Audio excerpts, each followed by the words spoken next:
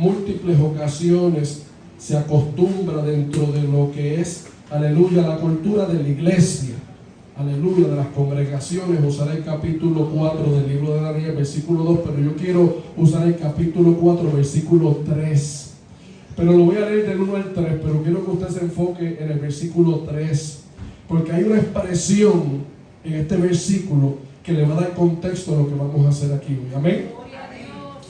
Capítulo 4 en el libro de Daniel, versículos del 1 al 3, vamos a leer la palabra, dándole gloria al Dios Padre, reconociendo la obra de Jesucristo y adorando, bendiciendo ese maravilloso regalo que Dios nos ha hecho por su gracia de nosotros tener al Espíritu Santo presente en nuestras vidas.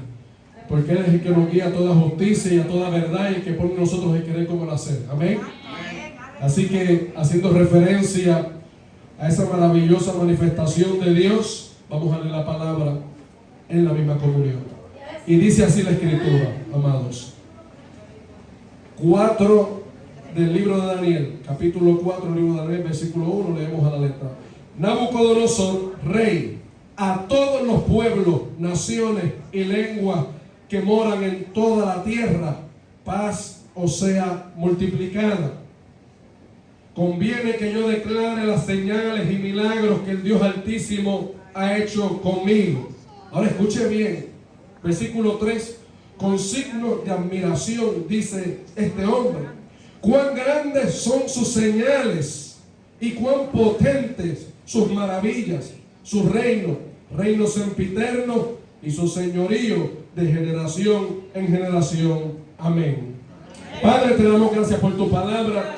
Prepara los oídos, los corazones de estos siervos tuyos que se han congregado en el templo como iglesia de Jesucristo para recibir no solamente un testimonio, sino tu palabra de cuán grandes son tus señales, de cuán grandes son los prodigios, de cuán grandes son las cosas que solamente tú puedes hacer. Dios eterno, Padre Santo, que la obra de Cristo sea manifiesta en medio de nosotros y que su Espíritu Santo nos dé convicción para recibir esta palabra y que nos regocijemos y tengamos refrigerio en ella. En el nombre poderoso de Jesús. Amén, amén, amén. Puede descansar, hermano, puede sentarse. Que Dios les bendiga rica y abundantemente. Me gozo en gran manera de poder estar aquí. Anoche estuvimos en un templo congregados con la iglesia de Jesucristo, sus hermanos en la fe. Allí nos gozamos, compartimos, alabado sea Cristo, y hoy estamos aquí con ustedes y salimos de aquí para otra iglesia. Pero sobre todas las cosas no se trata de lo que nosotros podamos hacer, es comunicar lo que Cristo hizo. Es comunicarle a usted que nuestra vida fue diferente. Hoy tenemos una vida en Cristo, pero nuestra vida pasada fue diferente a lo que cualquier persona podría imaginarse. Usted ve hoy a este hombre con estas vestiduras aquí, y yo nunca en el pasado pensé estar parado en un altar, que es un lugar de reverencia, un lugar que nosotros reconocemos que no se trata solamente de lo que nosotros podamos hacer, sino que hemos creído que Dios mora en medio de su pueblo, porque donde hay 2 o 3 reunidos, en medio de ellos está el Señor. Eso dice la palabra. Y si usted llegó hoy aquí, usted no me vino a ver a mí, porque usted no me conocía a mí. Yo no quiero que usted me mire a mí con unos ojos que vayan más allá de lo que solamente Dios pudo hacer. Yo quiero que usted me mire a mí como una señal. Cuán grandes son sus señales, dijo Nabucodonosor, que era un pagano. Ese es el enfoque mío. Era un hombre pagano, prepotente, que pensaba que teniendo todo lo que tenía la autoridad suficiente como un monarca de lograr muchas cosas, pero fue humillado. Nada de lo que él tenía, nada de lo que él hizo como rey pudo darle a él palabras que reconocieran al Dios del cielo. Fue la humillación que recibió, la condición en que vivió, y como Dios lo levantó, que lo llevó a decir lo siguiente, y le voy a repetir el versículo 3. Cuán grandes son sus señales. Hubieron unas señales, según la Biblia, no lo que yo le pueda decir a usted, que marcaron la vida de un pagano. Y en mi vida hubieron unas señales que marcaron mi vida para siempre. No hay nada que nos pueda separar de Jesucristo. dice la palabra. Ahora, cuando usted voluntariamente, en rebeldía, decide alejarse del Señor, hay unas consecuencias. No crea cosas raras ni cuentos de camino. Hay que cuidar la salvación con temor y temblor. Eso dice la Biblia. Yo era un niño que creé en un ambiente, me crié en un ambiente muy desafinado. Usted sabe, cuando un instrumento afina, es bien bonito escucharlo. Pero cuando hay algo desafinado en la música, nadie quiere escuchar eso. Y si lo escuchan, a veces en los templos, ¿verdad? Llegamos y la humildad del pueblo de Dios, la sinceridad del pueblo de Dios, la sencillez del pueblo de Dios, se toca y se adora y se alaba y hacemos ruido y adoramos y brincamos. Gloria a Dios, por eso es una bendición. Pero hablando de música, de entonar bajo las notas correctas y ofrecer una melodía que inspire la vida, si algo está desafinado, hay un problema. Pablo decía que nosotros, oiga bien, si sonamos como un címbalo que retiñe, oiga, eso irrita el oído, eso causa un desajuste, eso crea una incomodidad. Por eso nosotros tenemos que estar conectados con Dios y afinados por su palabra. Si el que afina nuestra vida es Dios por su palabra, usted va a ser una expresión de lo que es Dios, va a ser una señal de Dios. En la vida que viví en el pasado, cuando era un joven, criado entre residenciales públicos en Puerto Rico, lo que le llaman caseríos y barrios, viví desordenadamente, desenfrenadamente. Uno de mis mejores amigos se llamaba Pecado. Oiga, lo que practicábamos deshonraba a Dios, deshonraba a la familia, nos llevaba a conclusiones que completamente ignoraban el consejo de Dios. Y yo crecí en un hogar donde había una sierva de Dios, una anciana, que nació en 1903, que recibió a Cristo cuando tenía 7 años, que le sirvió a Dios toda su vida y fue a morar con el Señor en el 2006 cuando tenía 103 años. Yo me crié con esa señora. Yo tenía, alabado sea Cristo, una relación bonita con esa señora, pero no respeté sus palabras. Hay una diferencia entre eso. Usted puede tener una relación con el pastor bonita, pastor, Dios le bendiga, y como oveja se le acerca y está cerca de él, lo rodea, pero si usted no recibe la palabra que el pastor a través de la escritura le ministra, hay un problema. No va a haber una formación correcta, no va a haber una dirección que lo lleve a un lugar. Usted va a estar ahí. Hay a veces lugares en donde usted llega y usted ve que personas le dicen: ¿y ese perrito? No, él viene por ahí y come, pero después se va. Y no estoy comparando a nadie con un animal, le estoy dando una ilustración para que usted entienda que a veces nosotros somos personas de pasar rato. Aquí nadie vino a pasar un buen rato. En la iglesia no se pasan buenos ratos. En la iglesia se va a tener, oiga bien, una conexión con Dios, una experiencia con Dios y un regocijo, porque hemos creído que el Espíritu Santo es parte de nuestra vida. Yo le estoy hablando de lo que dice la palabra en una conjugación de los elementos espirituales de lo que hizo Cristo en la cruz del Calvario. Él derramó su sangre porque fue crucificado, fue sepultado, fue resucitado y fue glorificado para que usted estuviera aquí hoy. Y eso es suficiente evidencia en una señal de Dios para que usted le adore ahora. Para que usted diga: gracias, Dios mío, te doy gracias por lo que has hecho. Usted puede levantar la mano y darle gracias a Dios. Haga algo, diga: gracias, Padre, bendito sea tu nombre, porque puedo ver a mis nietos, porque puedo ver a los niños. Usted ve a Sammy aquí, él está agradecido. Y no está en la condición que quizás mucha gente pensaría que debería estar. Pero él está como él está y está agradecido con Dios. Y a veces nosotros estamos en la condición que estamos y no tenemos agradecimiento a Dios. Pero yo escuchaba a este jovencito diciendo: Dios es bueno y Él en algún día me va a levantar. Pero yo sé que en su corazón está: no importa lo que pase, yo voy a seguir dándole gracias a Dios, porque Él está vivo, y mientras hay vida hay esperanza, y si hay esperanza, la esperanza prueba. Oiga bien, pero es un proceso que llega a nuestra vida. Y aquel jovencito, cuando yo me criaba, mi abuelita, 75 años tenía ella cuando yo nací, Imagínense. Y mi madre decía que yo no era su hijo. Eso está duro. Mi madre nunca me reconocía como su hijo. Me decía, no me digas mamá, me dices tata. Y a veces salía con unos brincos bien raros y si te le metías en el medio posiblemente te pasaba por encima. Porque había una influencia espiritual peligrosa en su vida. Y mi abuela era una mujer de Dios que siempre estaba orando, que siempre estaba intercediendo, que siempre me estaba dando un testimonio con su vida. Pero ¿cuántos saben? Y yo lo he experimentado y quizás muchos de ustedes también, que están anunciando hoy en día un evangelio medio raro, que todo está bien, que nunca vas a tener problemas, que todo te va a llegar, que cuando tú metas la mano al bolsillo ahí va a estar la paca, como dicen, o ese grupo de dólares que necesitamos para pagar deuda, para dar, como ustedes estaban enseñando, el diezmo. Y a veces la gente piensa que la magia es real. Mira, no es que sea real o no, es que hay una influencia de Satanás verdadera que quiere matar, robar y destruir en su vida. Mire, no podemos ser engañados. No podemos vivir una vida de desenfreno y después decir, gloria a Dios, Dios es bueno. Tenemos que vivir como dice la palabra.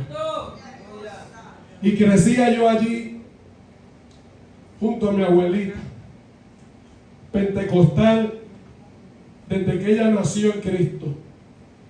Muy disciplinada. Todo lo que hacía y hacia donde se movía, siempre iba acompañada de la Escritura. Siempre tenía con ella la Biblia. Si iba a fregar, allá en el fregadero estaba la Biblia. Si iba para el sillón, allá estaba el sillón, la Biblia allí. No estoy diciendo que eso le hiciera mejor a ella. Estoy diciendo que el estilo de vida de ella era representativo de que lo que ella encontró en la Escritura le daba la fortaleza para en medio de todas las tribulaciones y las pruebas que usted ni se imagina que ella vivió siendo una mujer de Dios. Ese libro, esa verdad inequívoca, la sostenía. Nunca la vi menguar en su fe. Siempre seguí orando y la casa se estaba cayendo. Siempre seguí orando y sus nietos se estaban perdiendo. Siempre seguí orando y su hija estaba en droga. Siempre seguí orando y su hijo estaba perdiendo la mente. Siempre seguí orando y mi abuelo estaba perdido en el alcoholismo. Un hombre que fue muy reconocido en Puerto Rico, que estuvo en muchas áreas desenvolviéndose con influencia del gobierno, era abogado, era maestro, catedrático, 40 títulos, pero nada de eso salva, nada de eso da paz, nada de eso da gozo, solamente Cristo. Y ella, mi abuela, en medio de tanta dificultad, en medio de tantos problemas, hizo lo mejor que pudo. Pero hoy en día, a los que escuchan en las redes, muchas personas en las redes nos escuchan, les voy a decir algo. Hoy en día proyectan un cristianismo en que todo está bien, en que no pasa nada malo, en que estamos bien. ¿Cómo está, hermano? Estoy bien. Y el hogar destruido. ¿Cómo está, mi hermana? Estoy bien. Y está en necesidad. Estoy bien, estoy bien. Es como una palabra que se ha vuelto común cuando ustedes repiten algo mucho. Igualmente cuando se repiten palabras comunes, luego se vuelven parte de la lengua y se añaden a los diccionarios porque se ha repetido tantas veces y se le da una definición. Por eso dice la palabra que el evangelio es locura a los que se pierden. Oiga, para mucha gente lo que yo le digo a usted es locura, pero para nosotros es poder de Dios. Para nosotros es poder de Dios, porque el poder de Dios rompe cadenas, poder de Dios levanta al caído, poder de Dios sana al enfermo, el poder de Dios liberta a los cautivos, el poder de Dios redime, la sangre de Cristo te lava. Cuando tú eras un trapo de inmundicia, Dios te sacó. Cuando estábamos en el lodo cenagoso, Dios nos limpió. Cuando éramos personas perdidos en nuestros delitos y pecados, el Señor nos rescató. Por su gracia, usted no merecía nada. Por eso dice la palabra, bástate mi gracia, porque a veces queremos lo que no necesitamos. A veces queremos lo que pensamos que va a ser mejor para nosotros. A Pablo le pasó 3 veces oró. Ya digo, no voy a orar más por eso. Porque a veces seguimos con insistencia. Moisés oró en una ocasión y le dijeron, ¿por qué clamas? No te he dicho que marches. No te he dicho que tomes actitud en tu vida y carácter hacia la dirección que yo te he mostrado. No te he dicho que tengas, oiga, esto es importante, no te he dicho que tengas en tu vida la estructura de quién soy yo como Dios. Cuando Dios habla, Dios te está enseñando por su palabra que viviendo de la manera que Él diseñó. Por eso Dios le dijo a Noé, de esta manera la harás, en referencia al arca. Si tú haces las cosas de la manera que Dios no te ha dicho, tú vas a fracasar. Dicen en Puerto Rico y en el Caribe, en República Dominicana, en Cuba, en muchos lugares latinoamericanos, se te hundió el barco. Porque si nosotros pretendemos darle diseño, oiga bien, a lo que Dios nos ha llamado a hacer, vamos a fracasar.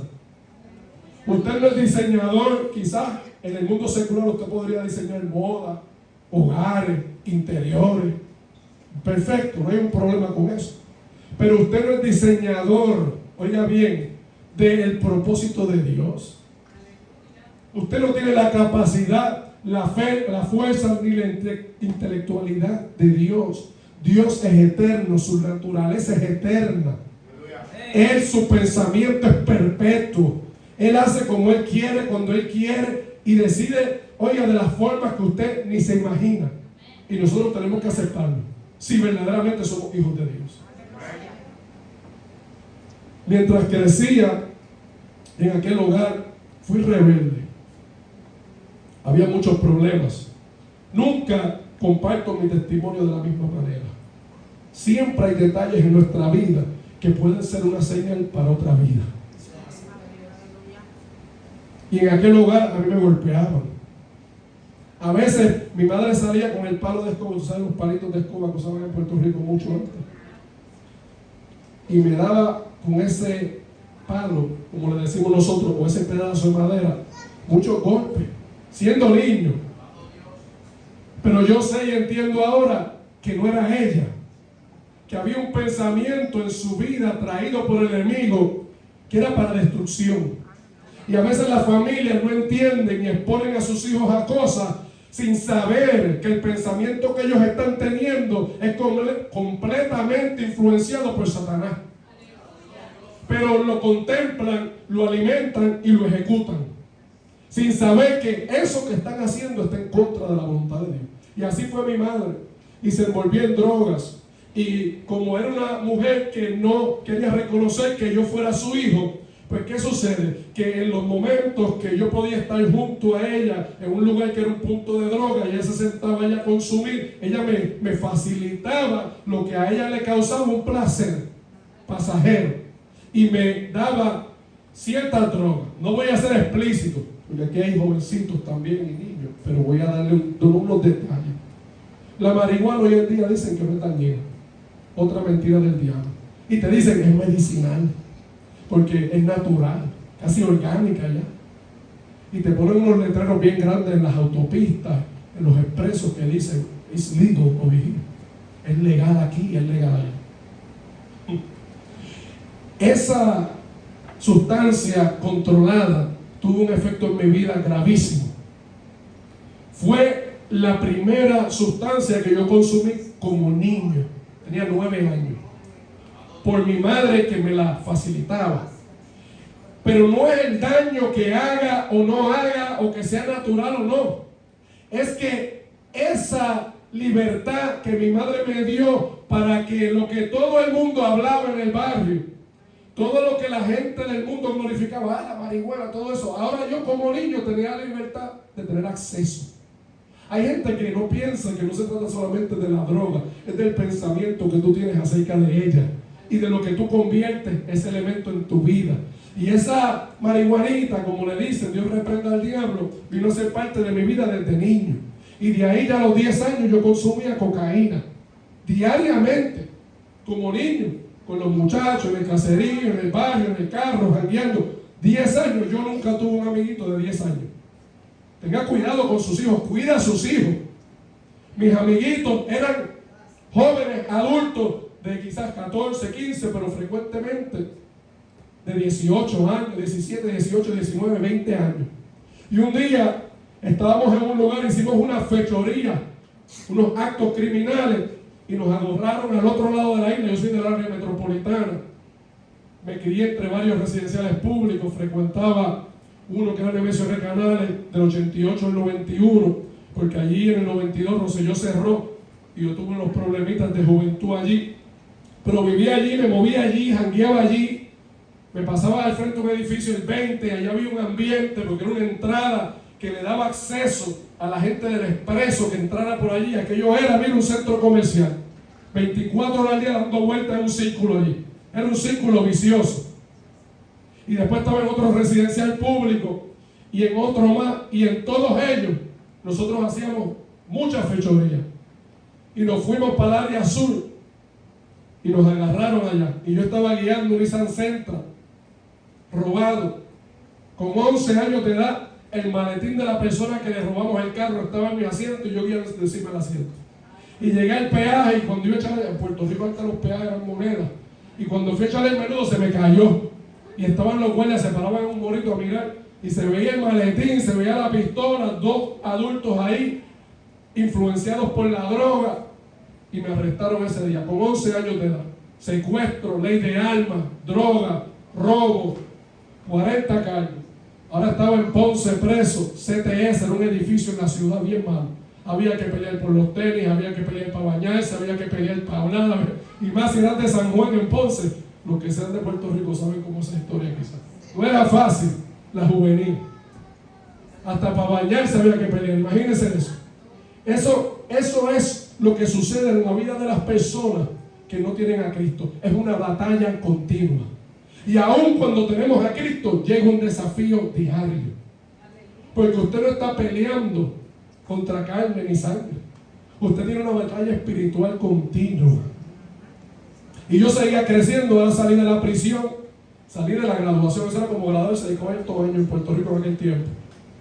Habían unos elementos religiosos, o unos utensilios religiosos que en las prisiones te daban de gratis, con respeto a las demás religiones.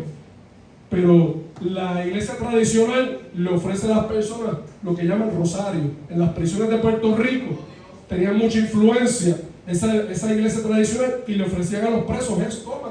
No te decían para qué era, no te decían qué era, no te decían nada. A uno le gustaba porque como lo daban allí en la prisión de gratis, y tú llegabas al barrio, todo el que salía de la juvenil con eso, la gente sabía que venía de la cárcel. Entonces eso era un símbolo, no era ni algo religioso para nosotros, era un símbolo. Yo lo usaba blanco por el grupo que yo pertenecía a aquel tiempo. Pues yo estaba en un grupo también y llegué a ser ahí, llegué a crecer en ese grupo. Y mire, salía y ya te lo sacaba por fuera de la camisa. Y la gente veía eso y decían, ese estaba preso. ¿Por qué no dejamos nosotros ahora, oiga bien, que Cristo se manifieste y demos testimonios con obras dignas de arrepentimiento para que la gente vea con quién estamos ahora? No necesitamos nada sino vivir para Él. Necesitamos que mientras caminamos, la gente vea en nosotros esa señal de que Cristo ha transformado nuestra vida. Porque si yo me siento ahí hoy y la gloria es para Dios, yo he estado en lugares y la gente me dice, jamás me imaginé que tú eras la persona que fuiste. Y yo le digo, gloria a Dios, porque eso es lo que yo quiero. Yo no me siento orgulloso del pasado. Yo no quiero que usted me reconozca o me quiera o me admire por quién yo era. Yo quiero que usted sepa quién yo soy ahora en Cristo. Y que cuando yo le digo a usted, yo estaba perdido, pero ahora estoy en Cristo, estoy vivo, de muerte a vida, por la obra de Jesucristo. Hay gente que tiene estilo, y hay amigos míos evangelistas que tienen sus estilos. Y miren, muchos salieron de la prisión, y ahorita vamos a llegar allí. Pero tengo que decirle que yo seguí creciendo, y luego comencé a tener diferentes relaciones en el mundo con diferentes personas. Y en el mundo sucede algo, hay una simpatía, y no es mala la simpatía, porque como cristianos también le tenemos simpatía a los seres humanos y compasión. Pena, no soy muy participante de eso. Tengo compasión porque Cristo se compadeció de mí y yo practico lo que dice la palabra hacia otros. Pero tenerle pena a las personas, es decir, yo estoy bien y lamentablemente tú estás así, pero está bien, lamentablemente estás así, me da pena, pero hay que tener cuidado. Porque la pena no es muy amiga de la justicia. Porque hay una pena, oiga bien, ¿sabe que la pena quiere decir juicio? Por eso dicen pena capital, pena de muerte. Y nosotros nos gusta ponerle pena a la gente. Tenga piedad, tenga compasión de las almas, porque mientras hay vida hay esperanza. Eso quiere decir que si hay una persona viva alrededor de usted, y usted es un hombre de Dios, usted tiene que, tomar la posición, salir de la condición y decirle a la persona: Cristo vive y hizo un cambio en mi vida. Yo estaba como tú antes y ahora estoy así porque Él hizo la obra. Yo soy una señal de que Cristo sigue siendo quien Él dijo que es en su palabra. Comencé a tener relaciones a temprana edad, hablando sexualmente, con mucho respeto. Y a los 15 años ya era padre. Y ya cuando tenía 16 años tenía varios niños. Y estaba en el mundo de lleno. Y uno piensa que uno es alguien. Y uno piensa que uno tiene influencia. Pero ciertamente nos estaban usando. Y no era solamente el títere o el delincuente de la calle. Era Satanás. Nos estaba usando el diablo para llevar actos de injusticia, para practicar obras que van en contra del propósito de Dios. Pero en mi vida había aquella anciana abuela que amaba a Dios y amaba a su nieto, y ella estaba orando por mí. Y ella, cuando yo era niño, siempre recordaba que ella me habló de Jesús y me habló del diablo también. Como niño, cualquiera diría: ¿para qué le dice esas cosas a ese niño? Hay gente que dice: ay, lo vas a asustar. Hoy en día la gente, cuando los niños mienten, dicen: qué imaginación tan grande tiene ese nene. Mire, no, dígale: no seas mentiroso, no quiero mentira, no hables mentira, no digan lo que no es, no practiquen lo que no es, porque estás alimentando la obra del enemigo. Hay que enseñarle. Quizás usted piensa: es que no entiende, bendito. No, es que si enseña al niño en el camino, cuando sea grande no se apartará de él. Eso lo dice la Biblia. Pero nosotros queremos darle el diseño nuestro. Pero Dios dijo: así vas a construir. Le dijo a Noé: construye así. Y él hizo lo que dijo Dios. ¿Y qué pasó? Que llegó a su destino a salvo. Él y los que lo acompañaban. ¿Qué pasa cuando no hacemos las cosas que Dios nos dice? Hay consecuencias. Hay consecuencias serias, hermano. Y seguí creciendo. Me seguí desenvolviendo en el mundo. Seguí teniendo aceptación entre algunos, aunque había envidia de otros, aunque había rencores y celos, como pasa en todo. Hasta en la iglesia existen esas cosas, lamentablemente. Y hay que estar metido con Dios, con su palabra, reconociendo que el Espíritu Santo está presente en nuestra vida y tenemos que practicar lo que dice la Escritura. Llegó un momento en los años 90, quizás algunos de ustedes saben, como hoy en día también pasa, pero en aquel tiempo, que fue el tiempo en donde yo me desenvolví en ese mundo, mucha gente empezaron a morir, los amiguitos míos o los amigos, que no eran tan jovencitos. Muchos comenzaron a atacarse los unos a los otros, por celos, envidias, rencores. Muchos comenzaron a irse a otros lugares, porque hubo un movimiento. Le decían mano dura. Pedro Rosselló, un gobernador que tuvo Puerto Rico, mano dura contra el crimen. Y todo el mundo salió de los caseríos para las urbanizaciones. Se regó todo, eso fue, mira, se esparció toda esa maldad por todos lados. Donde no había puntos de droga, en el área metropolitana de Puerto Nuevo, Caparraterra. Por aquí hay gente que sabe dónde es eso, ¿verdad? Amén. Comenzaron a vender allí en Cuatro Esquinas, JU, NO, NE, estas son regiones, áreas. Se regó toda esa plaga por todos esos lugares. Ahora, miren, cuando yo estaba en Nemesio Canales, que yo no soy de allí, pero me pasé allí en los años donde más, oiga bien, aquel residencial público crecía y se desarrollaba en el mundo del narcotráfico. Y habían personas allí que, muy reconocidos, Richie, Carlata, Eduardo, Carlos Claudio, toda esa gente, Luis Luna, aquí hay uno que sabe lo que yo estoy hablando. Mucha gente, yo hablaba con ellos, yo era un nene, todo el mundo me quería, y todo, mira el nene. Tenía el pelo largo, para aquel tiempo se usaba el pelo largo atrás, los playeritos, eso. Es que tiene una peluca, yo no tengo, Dios solo sabe cuántos pelos me quedan en mi agua. Porque Él dice la palabra que conoce aún los cabellos que tenemos. Él lo sabe, yo me los quito porque a nosotros a veces nos gustan los estilos y las cosas. Gloria sea para Dios. Pero acá en residencial, mi hermano, era una cosa seria. Y de allí se esparció todo eso. Y se comenzó a regar, así es el pecado. Antes estábamos ahí encerrados. Y mire, yo no puedo decirle cuántas vueltas yo le daba el caserío al día. En motorita, para adelante y para atrás. Usted sabe que hacer las mismas cosas esperando resultados diferentes, según la psicología, eso es insanidad. Porque usted está ahí, mire, así. Está mareado allá adentro. Y así estábamos nosotros en aquel caserío.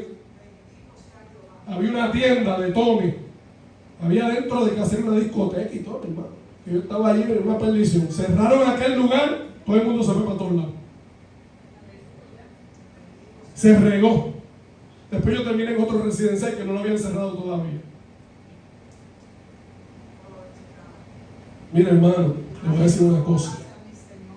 Usted tiene que ser agradecido con Dios. No que no lo sea. Estamos ministrándole la palabra con testimonio y escritura. Pero hay que ser agradecido con Dios. Porque la Biblia dice que la paga del pecado es muerte. Vamos a parar ahí. Usted debería estar muerto. Perdone que se lo diga. Pero la Biblia lo dice. La paga del pecado es muerte. Yo cometí crímenes violentos, múltiples, muchos. No me siento orgulloso de eso. Pero usted sabe qué? Que ese versículo dice, más Dios le añadió algo a esa escritura.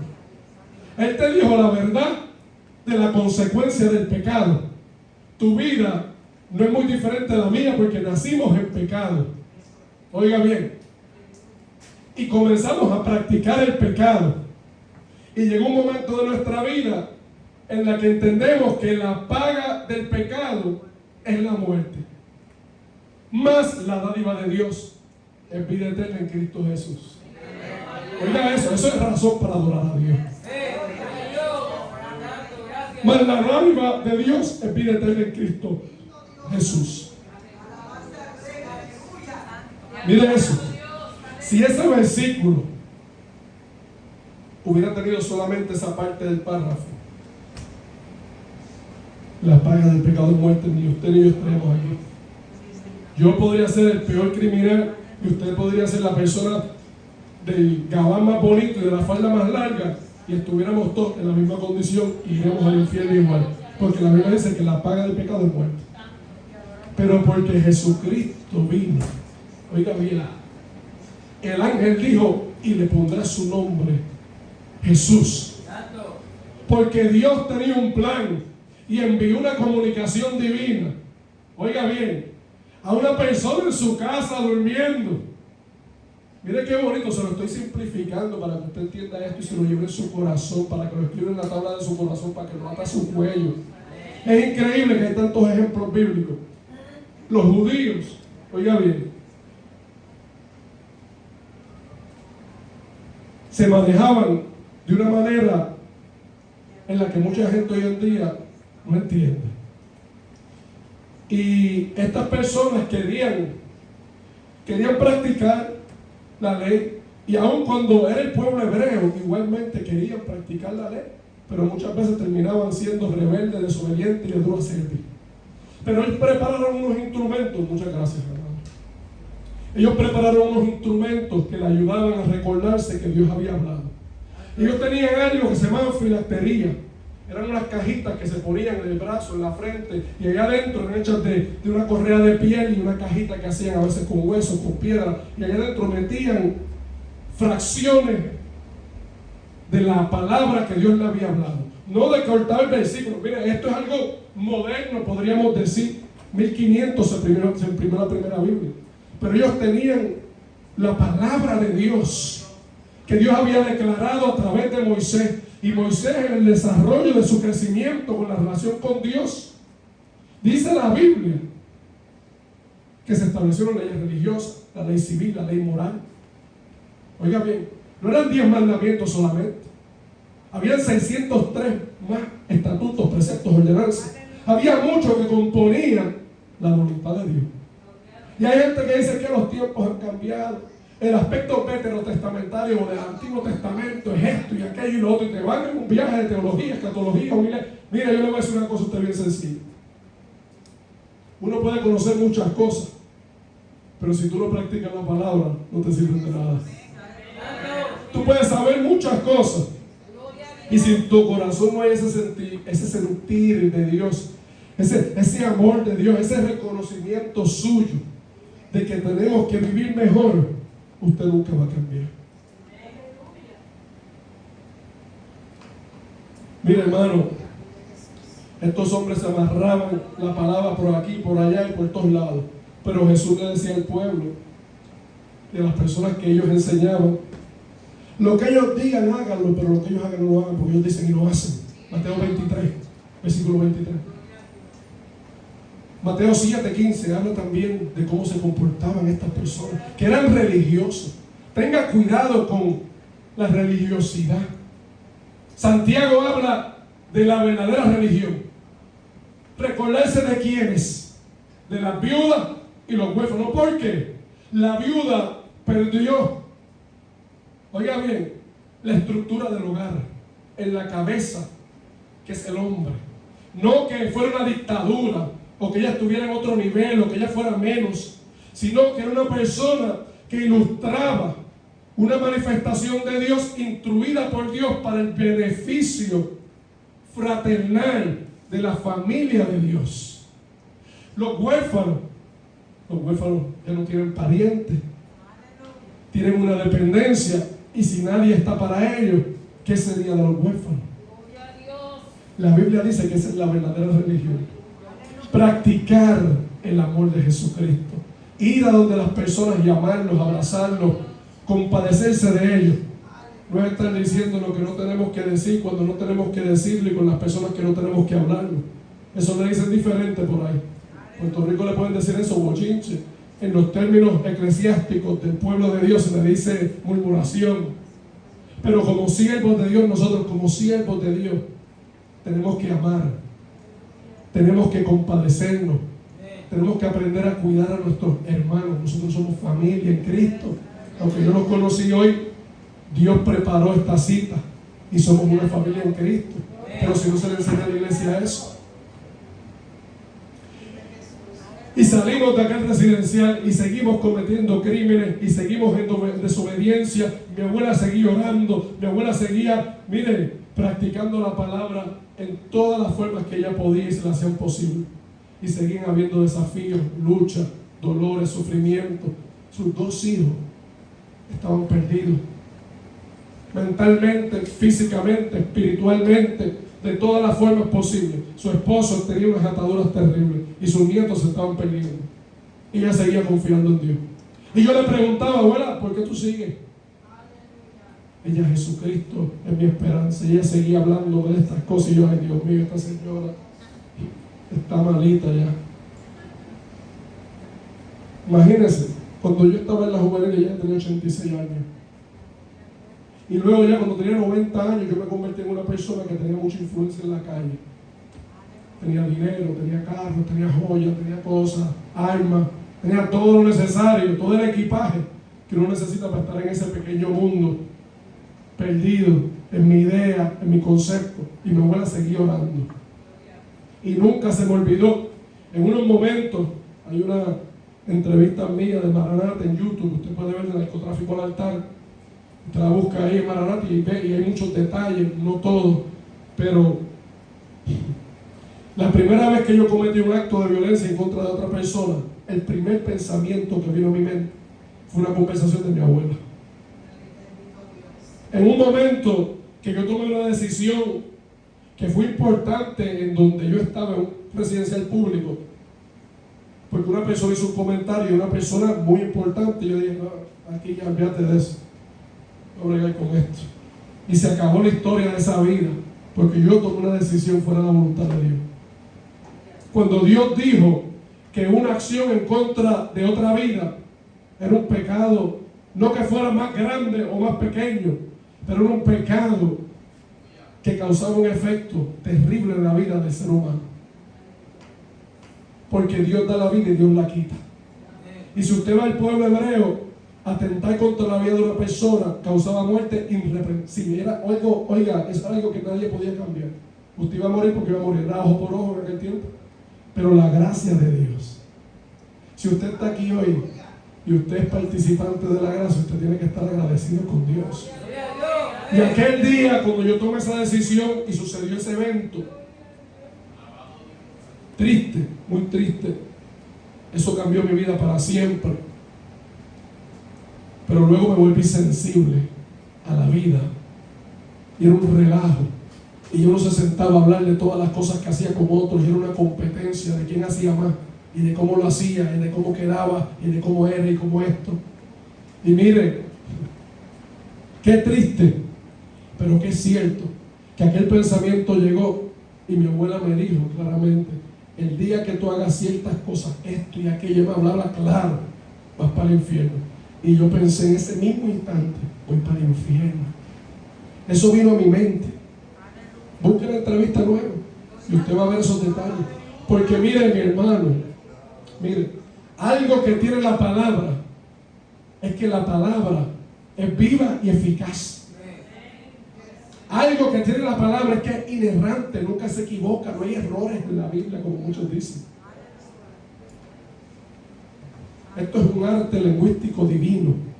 Esta es la palabra de Dios, no solamente Biblia. Biblia es una terminología que se usa para decir que hay muchos libros juntos, biblos, es una raíz. Pero para nosotros esta es la palabra de Dios. Y tenemos que amarla y atesorarla. Llegó un punto de mi vida que eran tantas y tantas cosas acumuladas. Salió mi hermano, éramos 3. El más adulto que aún sigue con nosotros en este mundo, tiene 55 años, 54.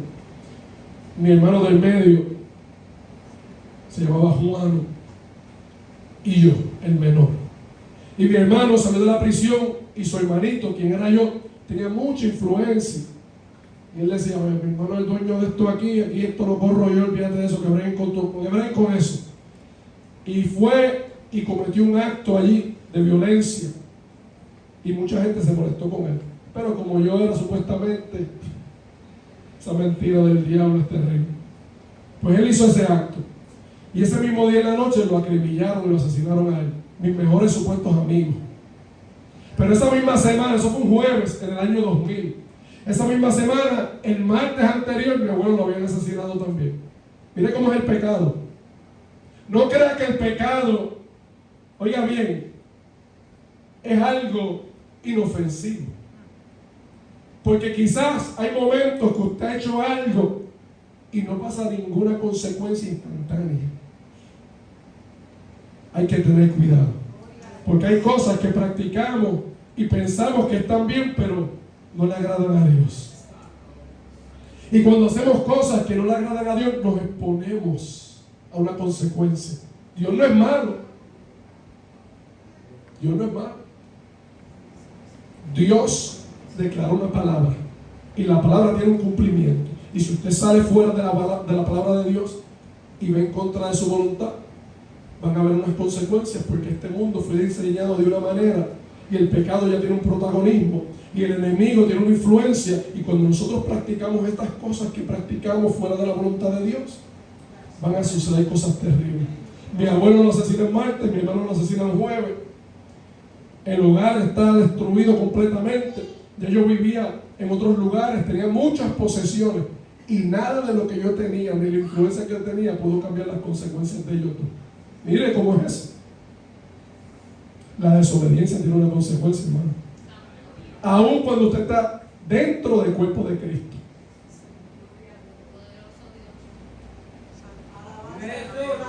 Ese año era un año de venganza. Ese año fue un año de montarnos en los carros y andar cazando y buscando y moviéndonos. Pero Dios estaba en el asunto. Lo he dicho varias veces este testimonio, a veces no lo cuento, a veces lo cuento, lo voy a contar aquí. Una de las personas que atacó a mi hermano estaba en una iglesia. Mire qué cosa. Se refugió en el templo. Hay personas en la Biblia que se refugiaron en el templo. Y hay algunos que se quedaron allí mismo en el altar. Y yo estaba fuera de ese lugar, conozco al pastor, conocí al pastor antes de yo ser cristiano. Estoy hablando de más de 25 años atrás. Y yo estaba con una persona que era bien conocido en Puerto Rico y lo asesinaron lamentablemente, consecuencia del pecado. Y él estaba al lado de mí y me estaba diciendo: tú estás loco. Eso era uno de mis apodos en la calle, el loco. Y yo le dije: no, es que este hombre hizo lo que hizo y yo voy a acabar con él ahora. Y él me decía: no podemos hacer eso en la iglesia, eso es la iglesia ahí. Y entre una cosa y la otra me convenció: está bien, si lo pillé aquí, lo pillé en otro lado. Y así seguimos. Y le quiero decir algo: Dios tenía un plan perfecto y sigue teniendo un plan perfecto. Y pasaron meses y yo estaba en una probatoria estatal después de haber ganado muchos casos. Y era sospechoso de asesinato y tenía cargos de esto y cargos de lo otro. Y uno siempre pues gana esto y gana aquello y uno sabe. En Puerto Rico, el estatal. ¿Y qué pasa? Que me fueron a buscar los federales, FBI, la DEA, todo el grupo completo, la tribu de toda esa gente. Y llegaron allí y me llevaron al edificio federal de Guaynabo, Puerto Rico. Allí llegué a un módulo que se llama el 1C. Te reciben con mucha alegría. Te reciben mejor que en los templos. Todo el mundo, todo el mundo alegre. Mire qué cosa más diabólica. Comenzamos a hablar de historia. ¿Cómo está la calle? No, esto así, estaba sonando duro. Ustedes estaban pasados y tú sabes, las conversaciones más vanas, más falsas y más terribles. Había un hombre allí, líder de un grupo en Puerto Rico, y se había convertido. Y me empezó a decirme: Cristo te ama. Y yo: este tipo tiene todos esos tatuajes. Yo estoy lleno de tatuajes, para que gloria a Dios que cuando no se ve. Y no es que sean pecados, es que yo me avergüenzo, honestamente.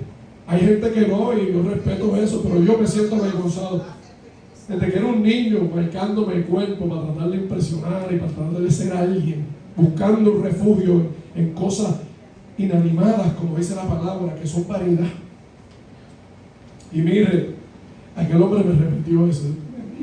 Y yo, este tipo, entonces fui donde una persona conocida también en la calle, porque éramos un grupito en aquel tiempo bien conocido. Él lo asesinaron, también lamentablemente ya salió de la cárcel y lo mataron, se fue sin Cristo.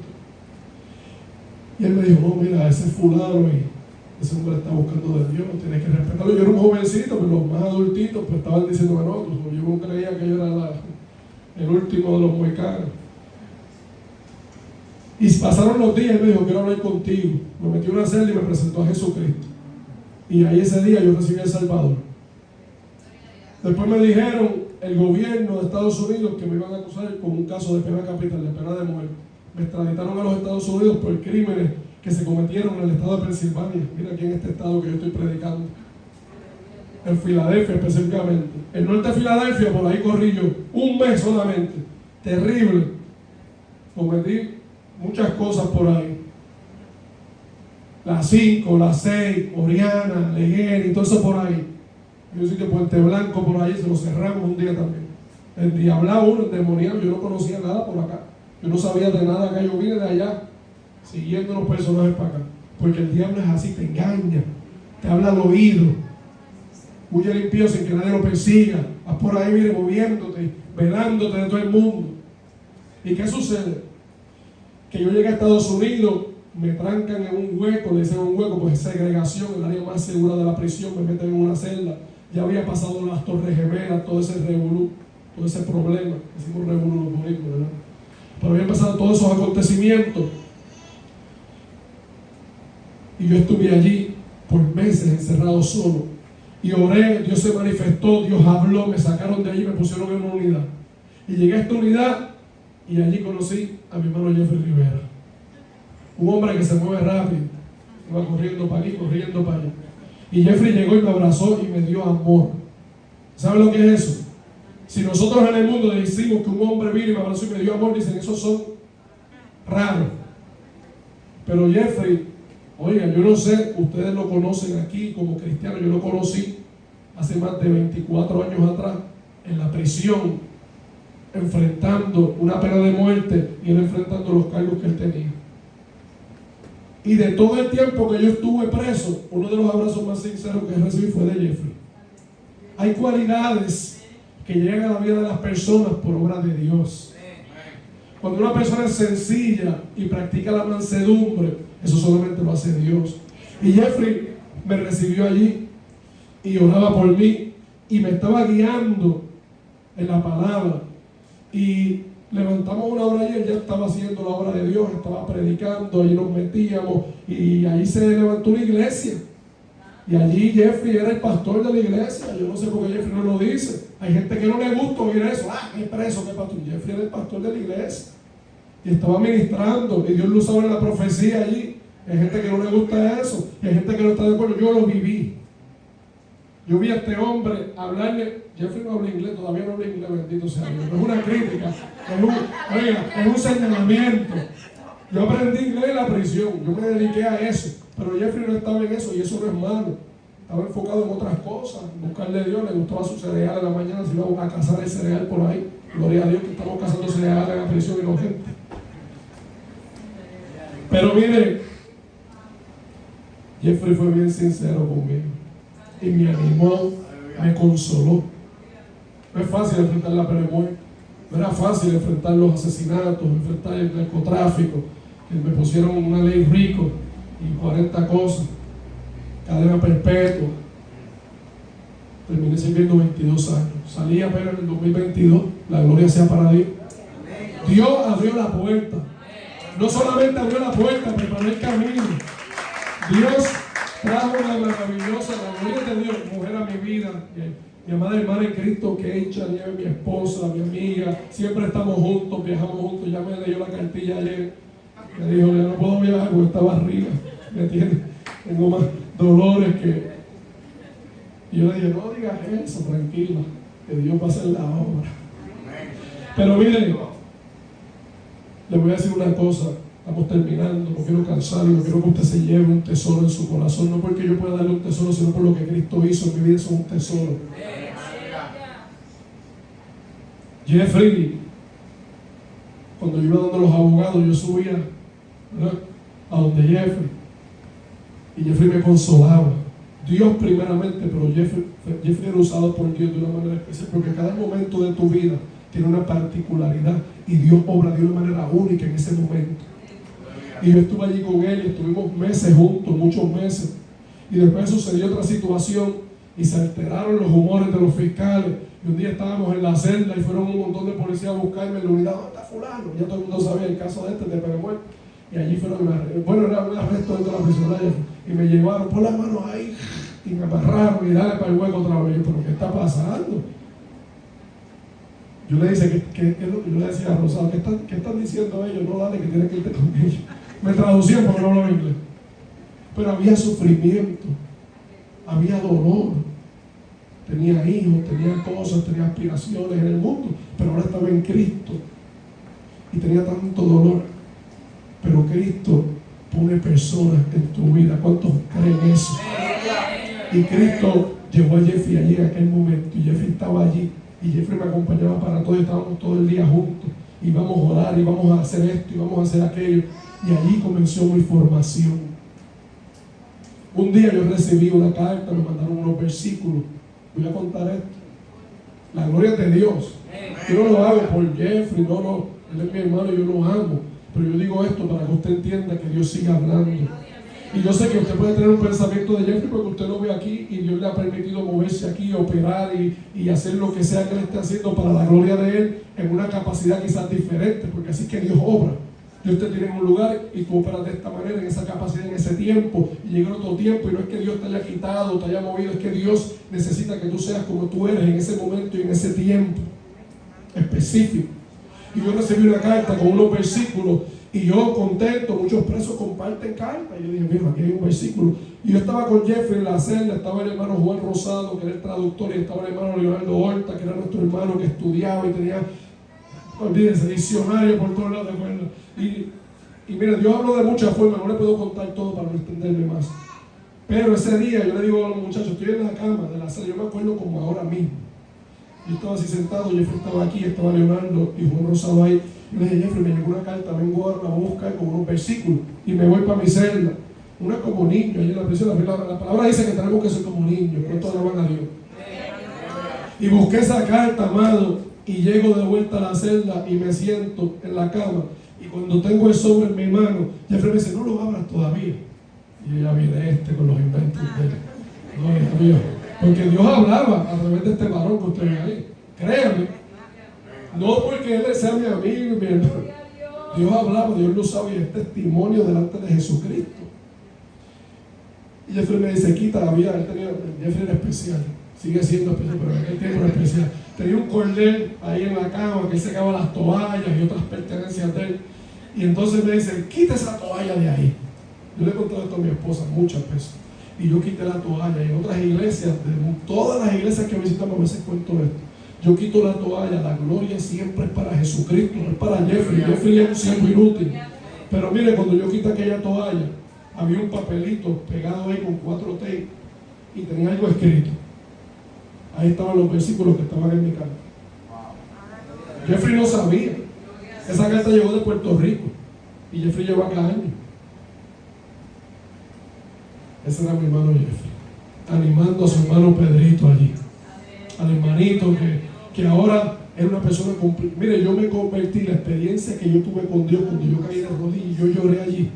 Todo el mundo no es igual, pero yo allí cambié completamente. Hubo una regeneración, yo nunca dije una palabra mala. La gloria de Dios, no yo. Mi Cristo, yo me sorprendí. Mire que yo era mal hablado. Yo para donde me movía tenía que decir una palabra mala. Maldecía a Dios por cualquier cosa. Siempre estaba en esa dinámica y la gente decía, ¿por qué tú haces eso? Eso no es bueno. Hasta los delincuentes, bien sonados en Puerto Rico, yo no quería que nadie supiera quién era yo. Porque yo era el elemento sorpresa de mucha gente. Pero miren, Dios se glorificó y Dios usó a Jeffrey. Yo tengo que hacer esa aseveración, porque a veces hay gente entre ustedes que a veces nosotros como cristianos, oiga, yo estoy hablando en general, no de ustedes, de la iglesia de Jesucristo, los miramos así por encima del hombro y menospreciamos los ministerios de Dios. Cada uno de ustedes tiene un ministerio aquí. Esa comisión de la que habló Jeffrey cuando tuvo su parte aquí, nos aplica a todos nosotros. Hay que ser responsables, hay que vivir una vida digna delante de Dios, hay que dar un testimonio con frutos dignos de arrepentimiento, hay que comprometerse con Dios para vivir con integridad de corazón con Él y con una conciencia limpia. Ya en la prisión, resumiendo para terminar, Jeffrey se fue.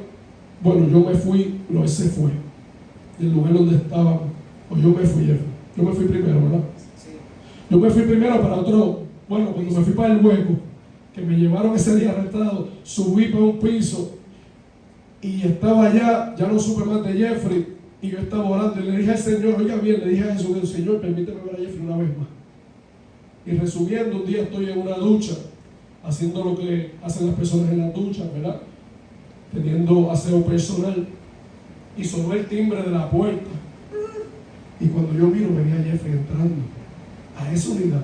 Y yo, mira, por poco nos dimos un abrazo más grande, nos volvimos a ver. Rápido el culto de esa noche, yo estaba pastoreando allí, le di la parte rápido, le entregué, mira, este es hombre de Dios, este es el ungido de Dios, aquí venga. Y Jeffrey nos predicó esa noche, estuvo que una semana allí. Y se fue una semana, algo así, fue corto el tiempo y después se fue.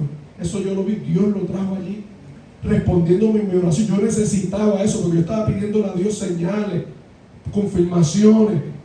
Yo le estaba pidiendo a Dios consuelo, estaba enfrentando algo bien difícil, hermano. En aquel lugar yo creo que el caso de nosotros era el más grande en aquel tiempo. Y Dios trajo a Jeffrey, nos abrazamos, nos vimos, nos gozamos, compartimos, se fue. Luego yo me fui de allí y para resumirle, yo no soy nada de lo que yo era y estoy agradecido con Dios. Estoy muy agradecido con Dios por todo lo que me ha dado, todas las bendiciones que me ha dado. Me ha bendecido de una manera inimaginable y aún nos quejamos. Dios nos ha bendecido de una forma única. Mi esposa tiene un testimonio tremendo. Tuvo 7 años sola, con sus hijos, esperando. Y llego yo, preso. Y cuando nadie me dio un plato de comida, ella vino y me dio un plato de comida. Mire, cuando habían críticas, nosotros seguíamos mirando a Cristo y esperando en Él. Y Dios nos ha honrado. Y tenemos nuestra casa propia y tenemos nuestras cosas. La gloria de Dios, lo material no significa nada. Pero es un complemento que Dios trae a tu vida. Y Dios ha sido bueno, bueno. En poquito tiempo Dios nos ha bendecido. 17 años casi pastoreando en la prisión, 4 años evangelizando, pastoreales Trujillo, me lo traigo para aquí, para allá, todos los días me llama, mucha gente, Héctor Delgado de la prisión lo llamaba cuando se convirtió en el 2009, y si le menciono uno a uno, le puedo mencionar pastores, ministros, miren, ese varón tuvo una influencia en mi vida muy grande, y todos esos otros, yo tuve una influencia en su vida, y sigue la gente así, escalonado. Todo lo que usted hable y que usted diga, usted no lo está tirando por el piso. Oiga bien, Dios tiene un plan y un propósito, y a veces uno le habla a una persona y uno se piensa, no pasó nada, esto no es magia como la quieren proyectar. No, esto es propósito de Dios. Y hay unas señales. Miren, Nabucodonosor como comenzó a ser un pagano. ¿Y qué hizo Dios? Lo llevó a una condición que la gente no podía entender, como este rey tan grande estaba así. Pero Dios sí entendía. Y luego, miren, tuvo que declarar. Él decía, es necesario que yo testifique estas cosas tan grandes que Dios hizo. Y luego dice, y voy a cerrar con esto, cuán grandes son sus señales y cuán potentes sus maravillas.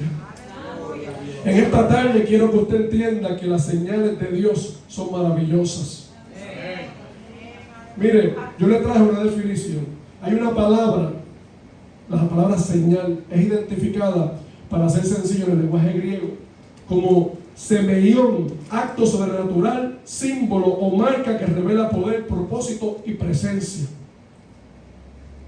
La señal de Dios en nuestra vida es que donde quiera que nosotros vamos y decimos, Jesucristo murió por mí, me lavó con su sangre y a través de su resurrección me ha dado vida, porque Él venció la muerte. Y hoy, si usted está aquí, usted es un participante de esa herencia que Dios ha diseñado para usted, porque Él es un Dios eterno que quiere darle eternidad a los que creen en Él. Tenga presente que Dios ha sido bueno y su misericordia ha sido nueva cada mañana en su vida. Hoy que estamos aquí reunidos, quiero extenderle a usted en esta hora una invitación al frente de este altar. Si usted por alguna razón está viviendo una experiencia en la que usted siente que ya no hay más nada que hacer, si usted necesita oración por lo que sea que usted necesite, yo quiero orar por usted. No se sienta avergonzado, no se sienta cansado en este momento. En este momento es un momento de sentirse agradecido con Dios. No se avergüence porque hay que van a pensar, mire, no, yo pido oración también. Jeffrey, apágame el video, por favor.